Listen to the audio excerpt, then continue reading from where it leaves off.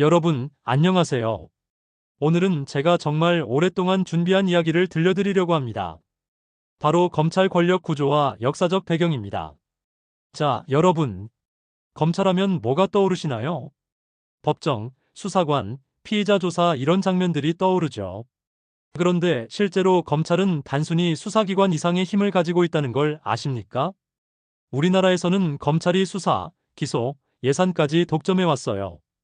이게 무슨 의미인지 제가 쉽게 설명해 드릴게요.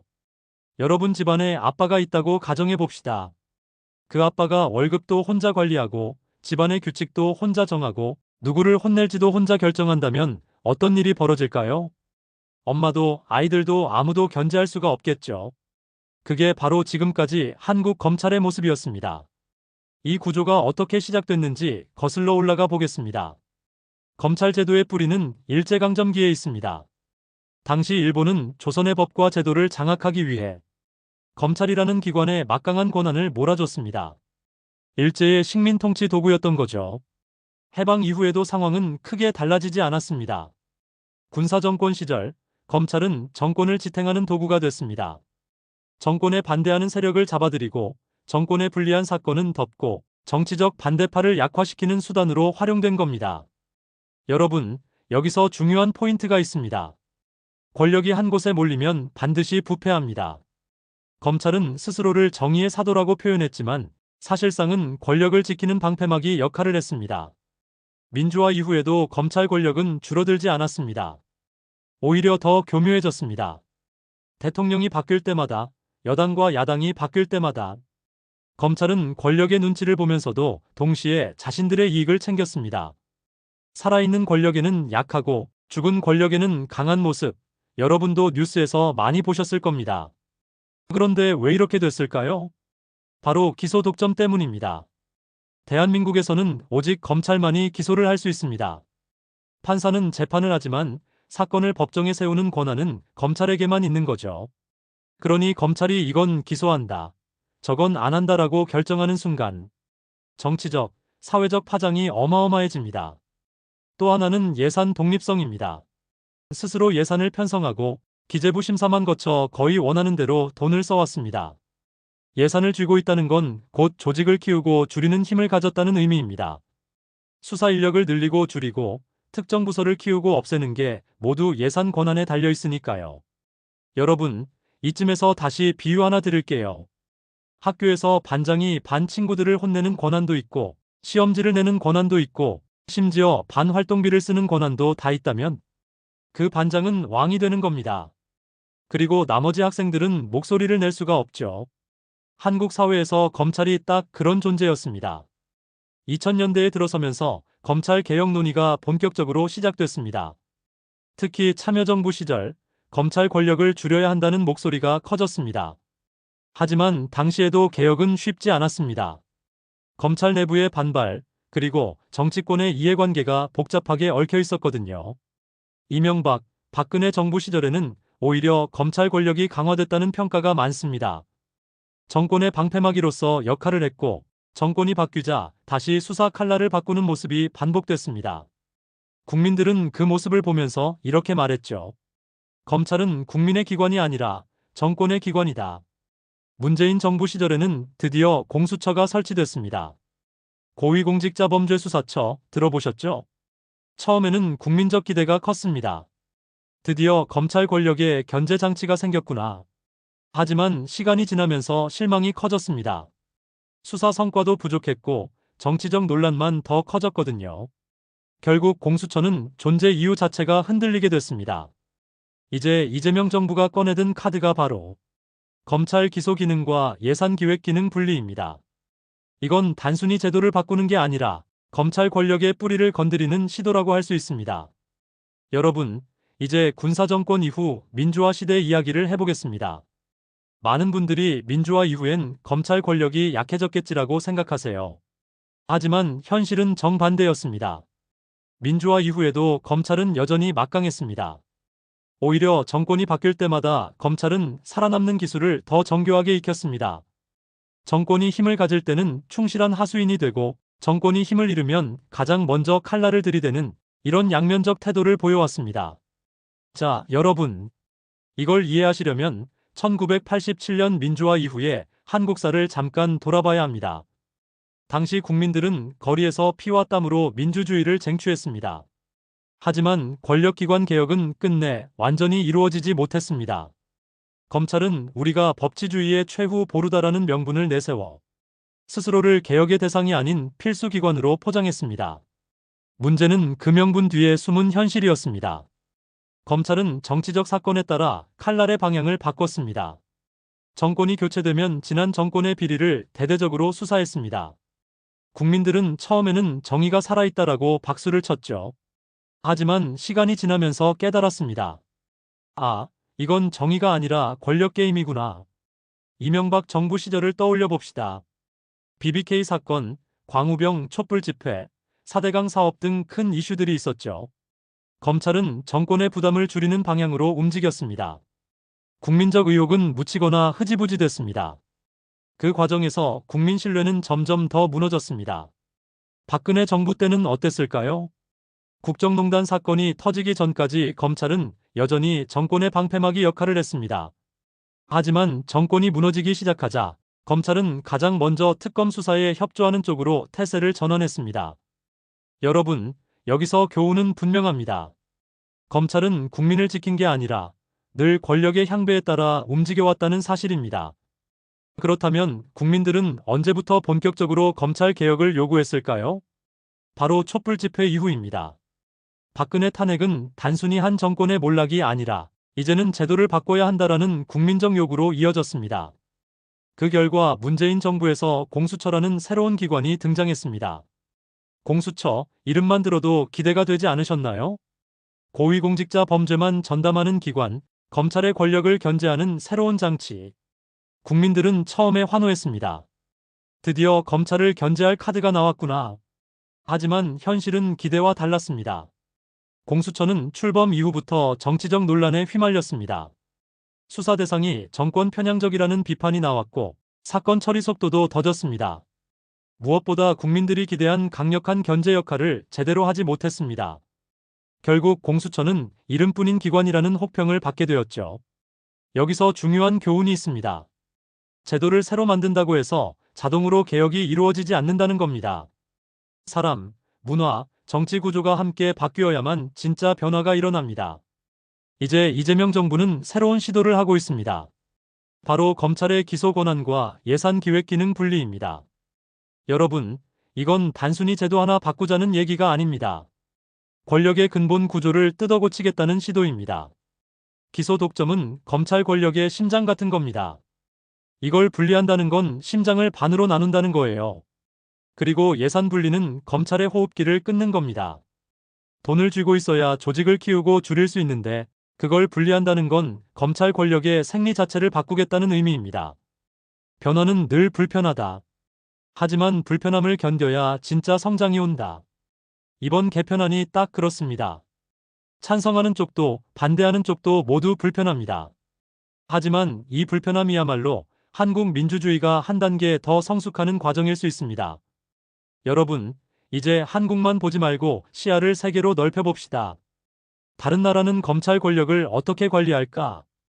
이 질문은 우리가 지금 고민하는 문제의 답을 찾는데 중요한 열쇠가 됩니다. 먼저 미국을 보겠습니다. 미국은 연방 검찰이 있습니다. 하지만 중요한 차이가 있어요. 기소 여부를 최종적으로 결정하는 건 국민, 바로 배심원입니다. 검사가 이 사건은 기소해야겠다고 생각해도 배심원단이 아니 증거가 부족하다라고 하면 기소할 수 없습니다. 권력이 한 기관에 몰리지 않도록 제도적 장치를 둔 겁니다. 여러분, 이거 마치 집에서 부모가 혼자 결정하는 게 아니라 온 가족이 모여서 투표하는 것과 같아요. 밥상머리 민주주의를 법제도 안에 심어놓은 거죠. 독일은 또 다릅니다. 검찰은 수사기관이지만 법무부 장관의 지휘를 받습니다. 즉, 정치적 통제를 받는 구조예요. 여기서 중요한 건 예산은 철저히 의회가 통제한다는 점입니다. 검찰 스스로 예산을 짜서 쓰는 건 불가능하다.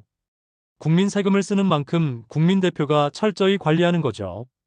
프랑스도 비슷합니다. 검찰은 행정부의 일부이지만 예산은 입법부에서 세세하게 심사합니다. 그리고 사건 기소 여부는 사법부가 개입합니다. 즉, 한 기관이 모든 권한을 쥐지 못하도록 삼권 분립 구조 안에서 나눠놓은 겁니다. 여기서 우리는 중요한 교훈을 얻습니다. 선진국 어디에도 검찰이 수사, 기소, 예산을 모두 독점하는 나라는 없다. 대한민국은 특수한 예외였던 겁니다. 그러니 지금 이재명 정부가 추진하는 권한 분리안은 사실 세계적 기준에 맞추는 과정이라고 볼 수 있습니다. 그렇다면 이번 개편안의 구체적인 쟁점은 뭘까요? 첫째, 기소 권한 분리입니다. 지금까지는 검찰이 기소할까 말까를 독점적으로 결정했습니다. 그런데 앞으로는 일부 사건에 대해 독립기구가 기소 여부를 판단하게 될 수 있습니다. 여기서 찬성과 반대가 팽팽합니다. 찬성하는 쪽은 말합니다. 이제라도 검찰 권한을 나눠야 한다. 그래야 자기 식구 감싸기도 막고 정치적 기소도 줄어든다. 반대하는 쪽은 이렇게 우려합니다. 독립기구가 정치적 영향을 받으면 더 위험하다. 범죄 대응력이 떨어질 수 있다. 여러분, 이거 딱 부모님이 자녀 훈육권을 친척에게 넘기는 상황 같아요. 공정해질 수도 있지만 오히려 집안이 더 시끄러워질 수도 있죠. 둘째, 예산기획기능 분리입니다. 지금까지 검찰은 사실상 독립적으로 예산을 편성했습니다. 그걸 국회나 독립위원회가 심층적으로 검토하는 방식으로 바꾸겠다는 거죠. 찬성 측은 이렇게 말합니다. 세금은 국민의 돈이다. 검찰이 마음대로 쓰는 게 이상한 거다. 예산을 투명하게 관리해야 국민 신뢰가 생긴다. 반대 측은 반대로 경고합니다. 예산을 정치권이 틀어주면 검찰 수사력이 약해진다. 정권이 마음에 안 드는 수사를 예산으로 막을 수도 있다. 여러분, 여기서 또 비유 하나 드려볼게요. 집에서 아이들 용돈을 부모가 다 쥐고 있으면 공부 열심히 하는 아이도 안 하는 아이도 똑같이 힘들겠죠. 그런데 아이 스스로 용돈을 관리하면 낭비할 위험이 커집니다. 그래서 결국은 투명성 있는 공동관리가 필요한 거예요. 셋째, 국민 신뢰 회복 문제입니다. 사실 이번 개편의 진짜 목표는 제도가 아닙니다. 국민이 검찰은 공정하다라고 믿게 만드는 거예요. 여러분도 느끼셨을 겁니다. 지금까지 검찰이 정치적 사건에 따라 왔다 갔다 하는 걸 보면서 이게 정말 공정한가? 라는 의심을 수없이 했잖아요. 국민 신뢰를 회복하지 못하면 아무리 멋진 제도를 만들어도 소용없습니다. 제도는 껍데기일 뿐 그 안에 신뢰라는 내용물이 채워져야만 의미가 있습니다. 여러분, 제가 늘 강연에서 하는 말 있죠. 제도는 틀이고 사람은 내용이다. 틀만 바꾼다고 내용이 저절로 좋아지는 건 아닙니다. 좋은 사람, 투명한 문화, 깨어있는 시민의식이 함께 바뀌어야 진짜 변화가 옵니다. 오늘 블록에서는 해외 사례와 한국 개편안의 쟁점을 짚어봤습니다. 미국, 독일, 프랑스 등 선진국의 제도는 공통적으로 권한 분산을 핵심으로 하고 있었습니다. 그리고 한국 개편안의 핵심은 기소, 예산, 그리고 국민 신뢰라는 세 가지 키워드입니다. 여러분, 여기까지 들으시면서 어떤 생각 드셨나요? 아, 이거 꼭 필요하겠다라는 생각이 드셨나요? 아니면 괜히 또 정치 싸움만 커지는 거 아닌가 하는 걱정이 드셨나요? 이 질문을 품고 계신다면 이미 오늘 이야기를 깊이 이해하고 계신 겁니다. 여러분, 이제 본격적으로 찬성과 반대의 논리를 깊이 들여다봅시다. 개편안이 발표된 이후 정치권, 학계, 시민사회가 들썩이고 있어요. 왜냐하면 이건 단순한 제도 변화가 아니라 권력의 지형도를 통째로 바꿀 수 있는 일이기 때문입니다. 먼저 찬성 측 목소리부터 들어볼까요? 찬성하는 사람들은 이렇게 말합니다. 검찰은 지금까지 너무 많은 권한을 가졌다. 수사하고 기소하고 예산까지 마음대로 쓰는 구조는 민주주의의 기본 원리에 맞지 않는다. 권한을 분리하는 건 늦었지만 반드시 필요한 개혁이다. 특히 시민단체와 법학자들은 한 목소리를 냅니다. 검찰 개혁은 선택이 아니라 필수다. 국민의 세금으로 운영되는 기관이 국민에게 신뢰받지 못한다면 그건 이미 제 역할을 잃은 거라는 거죠. 반대로 반대 측은 강하게 반발합니다. 검찰의 기소 권한을 약화하면 범죄 대응력이 떨어진다. 특히 권력형 비리 같은 사건은 누가 맡을 거냐? 여러분, 여기서 중요한 포인트가 있습니다. 부패 권력이나 대기업 범죄처럼 복잡하고 큰 사건은 오랫동안 검찰이 다뤄왔습니다. 그런데 기소 권한이 분리되면 새로운 기구가 그 역할을 대신해야 하는데 그 기구가 정치적 영향을 받으면 어떻게 될까요?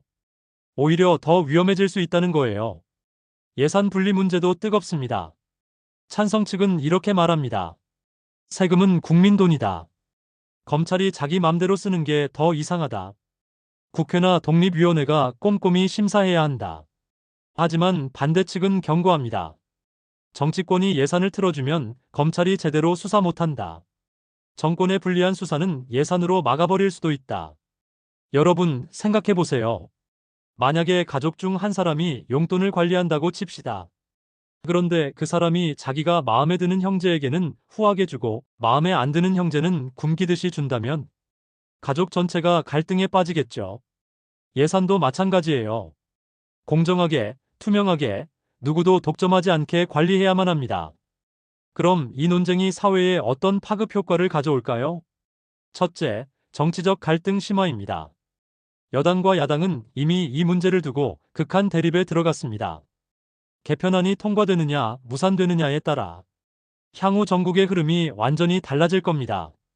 둘째, 검찰 내부 반발입니다. 검찰은 오랫동안 누려온 권한을 빼앗기게 생겼습니다. 이미 내부 회의에서 검찰 무력화 시도라는 목소리가 나왔습니다. 만약 집단 반발이 현실화되면 사법 시스템 전체가 흔들릴 수 있습니다. 셋째, 국민 여론 분열입니다. 어떤 국민은 이제라도 바꿔야 한다라고 지지하지만 또 다른 국민은 정치권이 검찰을 무력화시키려는 거다라며 불신합니다. 결국 이 문제는 단순히 제도가 아니라 국민의 신뢰를 어디에 두느냐의 문제로 확산되고 있습니다. 여러분, 제가 늘 강연에서 강조하는 말이 있죠. 변화는 늘 갈등을 동반한다. 지금 이 갈등은 오히려 자연스러운 현상입니다. 권력을 나누는 과정에서 충돌이 없을 수는 없습니다. 문제는 그 갈등을 어떻게 건강하게 관리하느냐에 달려 있습니다. 여기서 중요한 질문 하나 드려볼게요. 여러분은 검찰 권한을 줄여야 한다고 생각하시나요? 아니면 지금 구조가 더 안전하다고 생각하시나요? 정답은 없습니다. 하지만 분명한 건 이 논쟁이 우리 사회를 한 단계 더 성숙하게 만들 수 있다는 사실입니다. 우리가 치열하게 토론하고 고민하고 합의점을 찾아간다면 그 자체가 민주주의의 성장입니다. 오늘 블록에서는 찬반 논쟁의 구체적 논리와 사회적 파급 효과를 살펴봤습니다. 이 논쟁은 앞으로도 길게 이어질 겁니다. 그리고 그 과정에서 한국 사회는 분명 더 단단해질 겁니다. 여러분, 이제 마지막으로 정리해 봅시다. 검찰 권한 분리 개편안은 단순한 제도 변경이 아닙니다. 이건 한국 민주주의의 미래와 직결된 문제예요. 우리가 왜 민주주의를 소중히 여길까요? 민주주의는 권력을 한 사람, 한 기관이 독점하지 못하게 막아주는 장치입니다. 그런데 지금까지 한국은 검찰이라는 기관에 수사, 기소, 예산이라는 세 가지 칼을 한꺼번에 쥐어줬습니다. 이건 사실 민주주의 원리에 어긋나는 구조였습니다. 여러분, 제가 자주 하는 비유 있죠. 권력은 물과 같다. 물이 한쪽으로 몰리면 홍수가 나고 고르게 흘러야만 땅을 적시고 생명을 키울 수 있습니다. 검찰 권력도 마찬가지입니다. 고여있으면 썩고 나누면 투명해집니다. 그렇다면 이번 개편안이 성공하려면 무엇이 필요할까요? 첫째, 투명성입니다. 모든 과정이 국민에게 공개되어야 합니다. 밀실에서 결정되면 또 다른 불신이 생깁니다. 둘째, 균형입니다. 검찰 권한을 줄이더라도 새로운 기구가 정치적으로 휘둘리지 않도록 장치를 마련해야 합니다. 셋째, 신뢰입니다. 국민이 믿지 않으면 제도는 종이 조각에 불과합니다. 결국 모든 변화는 국민의 마음을 얻어야만 성공합니다. 여러분, 저는 이 논쟁을 보면서 이게 바로 민주주의의 현장 교과서다라는 생각을 했습니다. 우리가 서로 찬성하고 반대하고 토론하고 때로는 충돌하는 그 과정. 그게 바로 민주주의예요. 민주주의는 완성품이 아닙니다. 민주주의는 매일매일 만들어가는 과정입니다.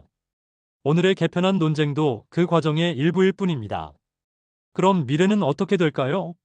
만약 개편안이 성공적으로 시행된다면 한국 사회는 더 투명해지고 더 성숙해질 수 있습니다. 검찰이 국민 신뢰를 회복하고 정치적 사건에도 공정하게 대응할 수 있게 될 겁니다. 하지만 만약 실패한다면 검찰은 여전히 권력의 도구라는 꼬리표를 떼지 못할 겁니다.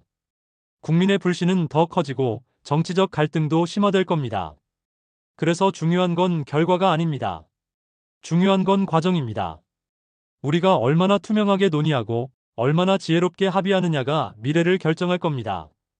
여러분, 마지막으로 질문 하나 드리고 싶습니다. 여러분은 어떤 사회를 원하시나요? 권력이 한쪽에 몰려 불신이 쌓이는 사회인가요? 아니면 권력이 나뉘어 서로 견제하고 투명성이 살아있는 사회인가요? 정답은 분명합니다. 우리는 더 나은 민주주의를 원합니다. 그리고 그 길은 지금 우리가 겪고 있는 갈등 속에서 열리고 있습니다. 오늘 뉴스오에는 앞으로도 이 문제를 끝까지 추적할 겁니다. 그리고 여러분과 함께 이 논쟁의 과정을 기록하고 싶습니다. 이 영상이 도움이 되셨다면 구독과 좋아요 눌러주시고 댓글로 여러분의 생각을 남겨주세요. 여러분의 참여가 대한민국 민주주의를 움직이는 진짜 힘입니다. 감사합니다.